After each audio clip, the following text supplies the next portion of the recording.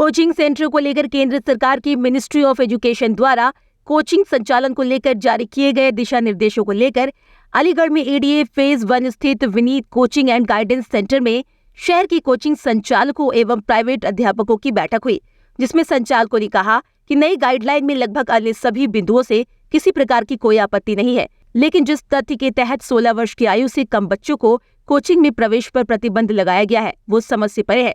सरकार ने कोटा राजस्थान में जिन दुर्भाग्यपूर्ण घटनाओं को संज्ञान में लेकर छात्रों को कोचिंग पढ़ने से प्रतिबंध करने की गाइडलाइन जारी की है, उनकी समस्याएं भिन्न थी। 16 वर्ष की आयु तक के बच्चों को सर्वाधिक गाइडेंस और पढ़ाई में सहयोग की आवश्यकता होती है, जिससे भविष्य की प्रतियोगी परीक्षाओं के लिए अपने आप को पहले से तैयार रख सके। अलीगढ़ मुस्लिम यूनिवर्सिटी प्रवेश परीक्षा, बनारस हिंदू विश्वविद्यालय प्रवेश परीक्षा, सैनिक स्कूलों की प्रवेश परीक्षा, नवोदय विद्यालय की प्रवेश परीक्षाओं को पास करने के लिए स्कूल के अतिरिक्त गाइडेंस की आवश्यकता होती है। वहीं दूसरी ओर शिक्षित एवं योग्य लाखों लोग जो प्राइवेट ट्यूशन या कोचिंग के माध्यम से पूरे देश भर में अपना जीवन यापन कर रहे हैं, उन्हें सड़क पर लाने का प्रयास किया जा रहा है। सरकार को 16 वर्ष तक की आयु के बच्चों को संस्थानों में प्रवेश कर प्रतिबंध वापस लेना पड़ेगा। इस मुद्दे को लेकर शहर के ज्यादातर कोचिंग संचालक सांसद सतीश गौतम से भी मिलेंगे। इस मौके पर दृष्टि कोचिंग के director Naresh Rajput, synergy coaching के डायरेक्टर एमन बिलग्रामी, पुरुषोत्तम, जेएमडी अकादमी से एसके शर्मा एवं डीके सिंह, ब्रिक्स कोचिंग से सादिक हसन, कैटालिस्ट कोचिंग से विकास एवं विनीत कोचिंग के डायरेक्टर विनीत शर्मा आदि मौजूद रहे। कल 18 तारीख को सेंट्रल गवर्नमेंट की तरफ से, मिनिस्ट्री ऑफ एजुकेशन की तरफ से कोचिंग इंस्टीट्यूट्स के रेगुलेशन को लेकर के कुछ गाइडलाइंस जारी की गई थी। ऑल्दो कोई भी प्रयास सिस्टम की बेहतरी के लिए किया जाता है और 11-12 पेज की वो गाइडलाइंस है, उसके कई पॉइंट्स बहुत अच्छे हैं जो कि इंस्टीट्यूट्स की बेहतरी के लिए, बच्चों की बेहतरी के लिए, उनकी सेफ्टी के लिए बनाए गए हैं। लेकिन एक ऐसा पॉइंट उस पूरी गाइडलाइंस में है जिसकी प्रैक्टिकल फीजिबिलिटी हम लोग को 24 घंटा हो गया इस बारे में सोचते हुए एक पल भी हमें उसकी प्रैक्टिकल फीजिबिलिटी नहीं समझ में आई है। और वो बात है 16 वर्ष की आयु तक के बच्चों को कोचिंग इंस्टीट्यूट्स में दाखिला देने से मनाही करने की।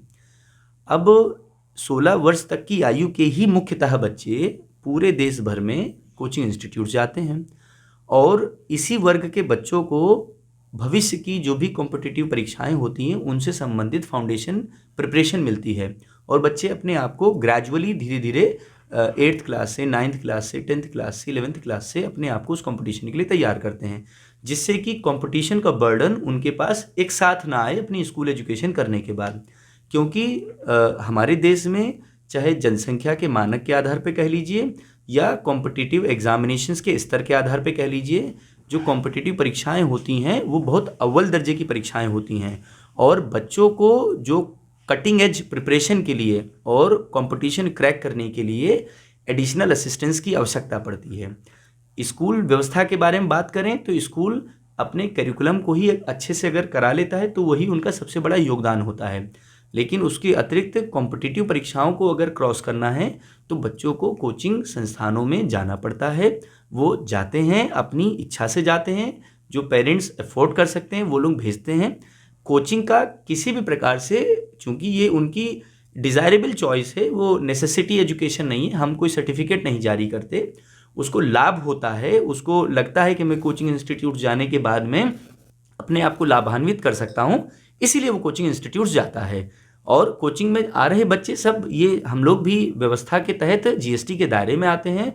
सरकार को 18% जीएसटी हम लोग पे करते हैं और जितने भी रेगुलेशंस हैं सेफ्टी के द्वारा चाहे समय के साथ साथ बदलते जाते हैं, उनको भी हम लोग निरंतर फॉलो करने की कोशिश करते हैं।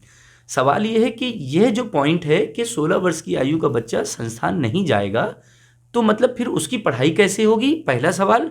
और फिर इतने सारे जो हजारों लाखों जो प्राइवेट एजुकेटर्स हैं, जो यानी अगर वो पढ़ा सकते हैं तो इसका मतलब वो काबिल हैं और उन्होंने ज़रूर अपेक्षाएं रखी होंगी सरकार से, व्यवस्थाओं से कि उनको कोई ना कोई परमानेंट इस्टेब्लिशमेंट मिले, और शायद नहीं उनको अगर मिल पाया होगा तो मजबूरी वशी तो उन्होंने ट्यूशन कोचिंग सब पढ़ाना शुरू किया होगा।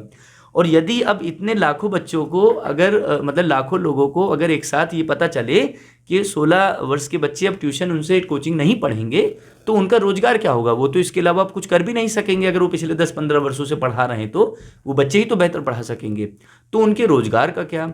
तो यह जो तथ्य है कि 16 वर्ष की आयु के बच्चों को कोचिंग में जाने से मनाही होगी, ये समझ में नहीं आई है। रही बात अब तक जो समझ में आई है कि जिस कॉन्टेक्स्ट में ये गाइडलाइंस जारी की गई हैं कि कोटा में जो भी पिछले गत वर्षों में दुर्भाग्यपूर्ण घटनाओं के बारे में जो जानकारी रही, तो यानी ये कुछ बात अजीब सी हो रही है। कुछ इसमें ऐसा लग रहा है कि जैसे अगर आपके दांतों में कैविटी हो गई है तो चॉकलेट बैन करने के बजाय डेंटिस्ट की प्रैक्टिस पे बैन किया जा रहा है। तो इसको कैसे समझा जाए? मतलब इस पर सरकार को और जो भी नीति के लोग हैं उनको एक बार पुनः विचार करने की ज़रूरत है, क्योंकि केवल कोचिंग संस्थानों की ये आवश्यकता नहीं है, अभिभावकों की भी ज़रूरत है। तमाम अभिभावक हैं वो अपने बच्चों को नहीं पढ़ा पाते और वो प्रॉपर गाइडेंस नहीं दे पाते, उनको प्रोफेशनल्स की ज़रूरत होती है। इसीलिए वो कोचिंग संस्थानों में बच्चों को अपने भेजते हैं ताकि समय रहते उनको गाइडेंस मिल सके और भविष्य की होने वाली प्रतियोगी परीक्षाओं के लिए वो अपने आप को तैयार रख सकें। तो सरकार को इस पर पुनः विचार करना चाहिए। हर तरह से यह निर्णय में भी ये इकलौता जो पॉइंट है वो एक्सेप्टेबल नहीं है। हम सभी लोग बड़े प्रबुद्ध लोग हैं और विनती करके अपनी बात को अच्छे तरीके से ही पहुंचाना सरकार को पसंद करेंगे, क्योंकि ये स्टेप जो है हर तरह से सभी के लिए बहुत नुकसानदायक है। बैठक में तमाम शिक्षकगण मौजूद हैं और कल जो सरकार ने एक आदेश दिया है कि भाई जो मिनट्स दिए हैं, कोचिंग के अंदर 16 साल से कम बच्चे एडमिशन नहीं ले पाएंगे और उनके लिए कोचिंग अब उपलब्ध नहीं रहेगी। तो ये अभी तक किसी की समझ में नहीं आ रहा है, ना ही टीचर्स के समझ में आ रहा है, ना ही ये पेरेंट्स के समझ में आ रहा है और ना ही स्टूडेंट के समझ में आ रहा है। स्टूडेंट से बात करते हैं तो वो कहते हैं सर कि हमें क्वालिटी एजुकेशन जो मिलती है वो कोचिंग में मिलती है, स्कूल में हमें क्वालिटी एजुकेशन नहीं मिल रही है। कोचिंग चली ही इस वजह से थी कि उनको स्कूल में प्रॉपर एजुकेशन तरीके से क्वालिटी एजुकेशन नहीं मिल रही थी फॉर बीटिंग कंपटीशन।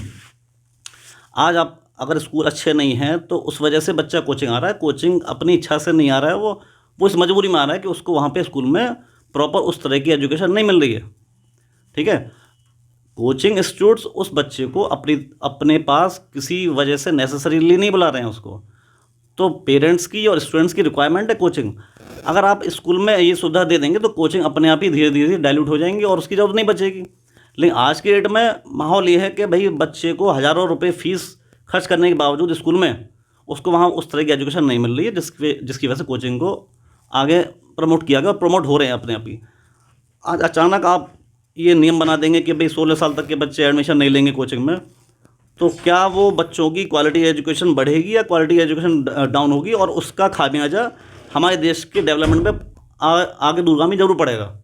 हम लोग अपने बच्चों को अच्छे से नहीं पढ़ाएंगे तो आगे चल के हम अपने देश का भविष्य ही खराब कर रहे हैं। ये बात सरकार को अच्छी तरह समझनी चाहिए।